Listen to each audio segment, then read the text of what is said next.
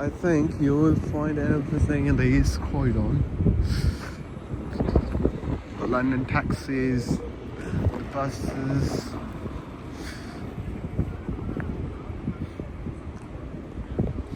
trams.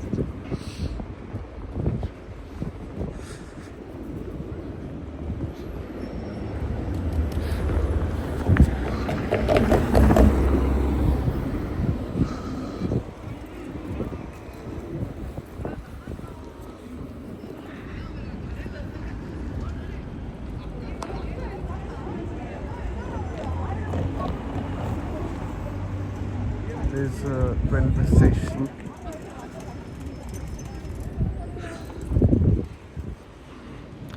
The Sainsbury's, one Cryodon.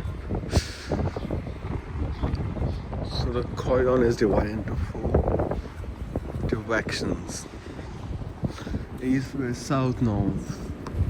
North.